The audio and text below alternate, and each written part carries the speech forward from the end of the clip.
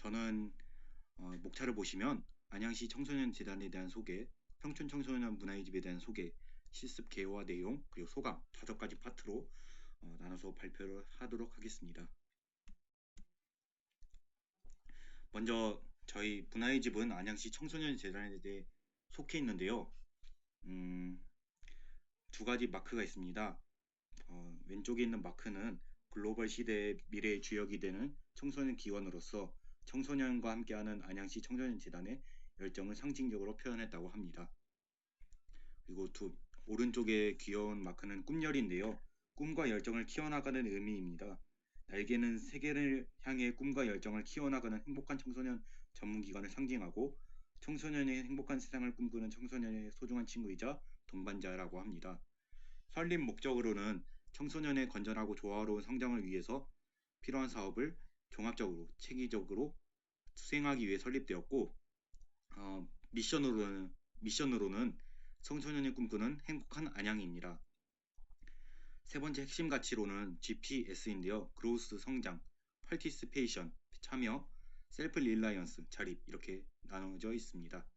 주요 사업으로는 활동 사업으로 인한 성장 지원과 상담복지 분야 강화, 재단 운영으로 인한 정책 수행이 주요 사업입니다. 조직들을 보면서 설명해 드릴 텐데 이사장님이 안양시장님이세요. 안양시장님이자 이사장님을 필두로 이사회와 감사, 대표이사가 임원진으로 있습니다. 재단에는 8개의 기관이 있어요. 2개의 청소년 수련관, 4개의 청소년 문화의 집, 1개의 청소년 상담복지센터, 여기에는 나와 있지 않지만 1개의 일시 청소년 쉼터가 있습니다. 그래서 만안 청소년 수련관, 동안 청소년 수련관, 요 상담복지센터 있고요. 만안 청소년 문화의 집, 혁수 청소년 문화의 집, 호계 청소년 문화의 집, 평촌 청소년 문화의 집이 있습니다. 그리고 일시 쉼터도 있고요. 그 중에서 저는 평촌 청소년 문화의 집을 실습 장소로 꼽았습니다. 제가 실습을 했던 평촌 청소년 문화의 집에 대해서 소개할 텐데 비전으로는 청소년 꿈꾸는 행복 놀이터입니다. 주소는 경기도 안양시 흥안대로 있고 평촌동에 있어요. 의왕과 굉장히 가까웠습니다. 주요 사업으로는 자치활동 체계 구축, 지역사회 연계 구축, 학교 연계 사업 및 인문학 교육 활성화가 있습니다. 그래서 김기용 관장님과 박단미 대리님, 정옥환 방지 선생님이 이렇게 근무를 하고 계십니다. 평촌 청소년 문화의 집을 소개해 드릴 텐데 2가지로 나눠서 설명해 드릴 거예요. 첫 번째로는 이렇게 표로 설명해 드릴 거고, 2번째는 이제 사진을 보면서 설명해 드릴 텐데, 전에 제가 봉사 프로그램을 진행해서 썼던 자료를 가져와서 설명해 드리도록 하겠습니다.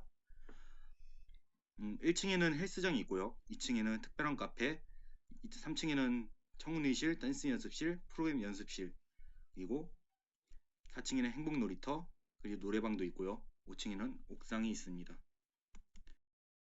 사진을 보면서 설명해 드릴 텐데 실제로 제가 앞서 말했듯 진행하면서 썼던 자료들이에요. 이름이 순배 헬스장인데 이 부지를 기증해 주신 이순배님의 이름을 따서 지었다고 합니다. 정수기도 있고요. 2층은 굉장히 많은 청소년들이 왔던 곳이에요. 특별한 카페인데 이렇게 기부를 하면 700원 이상을 기부를 하면 음료를 마실 수 있는 시스템입니다. 실제로 이 기부금은 연말에 불우한 이웃을 위해서 사용한다고 합니다. 도서관에서 책도 읽을 수 있고요. 마루에서 편안하게 쉴 수 있습니다. 그리고 명부에 작성을 하면 일정 시간 동안 PC하고 여기는 나와 있지 않는데 플레이스테이션을 이용할 수 있어요. 그래서 굉장히 많은 청소년들이 와서 즐기고 가고 있습니다. 3층에는 이제 댄스 연습실도 있었고 꿈틀이라고 하는 청소년 운영위원회 실도 이곳에 있습니다. 3층에 있습니다. 4층에는 이제 레츠기시라는 부스 노래방도 있었고 문구점에서 많이 봤던 이렇게 오락시설도 있고 문화의 집이 굉장히 우리 문화의 집이 자랑하는 VR실도 있습니다. 저도 굉장히 가고 싶었는데 시간이 없어서 못 갔습니다.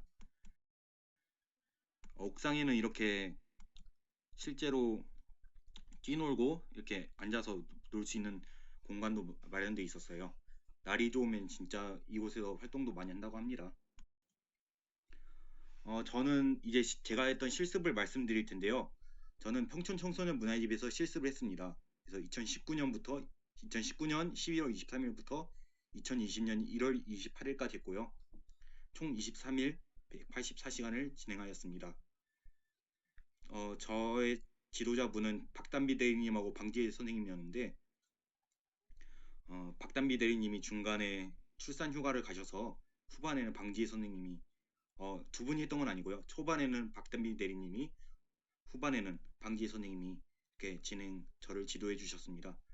저는 이제 손끝으로 전한 선풀이라는 봉사 프로그램을 진행하였고 그 이후에 두 번째 미션으로는 안양시 청소년 재단의 기관들을 방문하는 기회를 가졌어요. 저는 그 중에서 동안 청소년 수련관을 방문하였습니다. 그 다음 미션으로는 프로그램을 직접 제작하고 보고하는 시간이었는데 저는 멸종위기 동물을 알리는 프로그램을 짜서 보고를 하였습니다. 그리고 중간중간 그리고 후반에는 기타적인 업무 보조를 하였습니다. 첫 번째로 저는 공사 프로그램을 진행했는데 총 4일 동안 진행을 했어요. 1월 7일부터 10일까지 진행을 했고 첫째 날과 둘째 날에는 이렇게 제가 직접 준비한 강의하고 레크레이션을 하였습니다. 셋째 날에는 이제 캠페인, 우리 봉사 프로그램의 메인이었던 캠페인을 진행했는데 이렇게 진행을 했습니다. 그래서 마지막 날에는 직접 캠페인을 진행함으로써 악플이 정말 무섭고 하지 말아야 하는 것이고 이것은 악플을 우리가 해야 한다라는 주제로 4일 동안 진행을 했습니다. 그 다음 미션이었던 동안 청소년 수련관 방문은 제가 따로 자료가 없어서 당시에 썼던 분석 보고서를 보여드리겠습니다. 총 5페이지 분량이고 네, 이런 방식으로 저는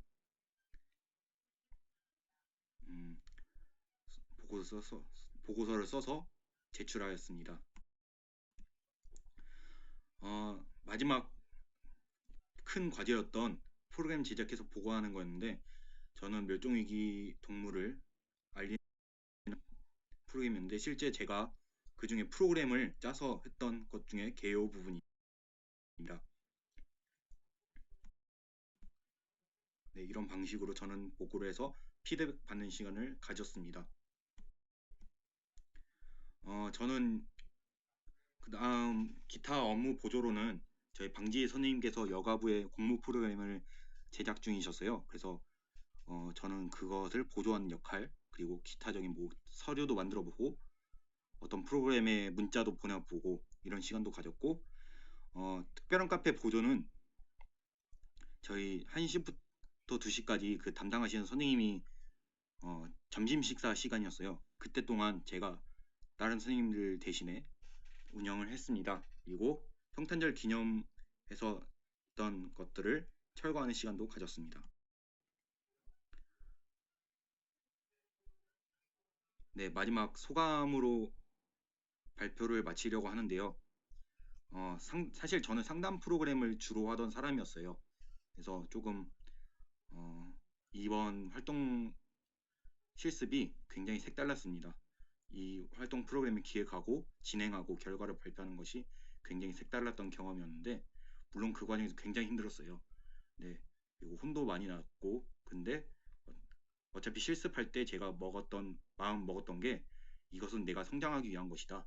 그리고 어차피 난 혼날 거 각오하고 왔다 라는 생각 가지니까 버텨낼 수 있더라고요. 그래서 많은 배움을 얻었습니다. 솔직히 지금 4월 중순이니까 실습을 마친 지 2달여가 지나고 있어요. 사실 그래서 조금 기억이 가물가물한데 이번 작업을 하면서 그때 생각도 좀 많이 났고 그랬던 것 같아요. 그래서 한 번 더 지도해 주신 문화의 집의 관장님 그리고 선생님들께 감사의 말씀을 드리면서 저는 이것으로 발표를 마치도록 하겠습니다. 시청해 주셔서 감사합니다.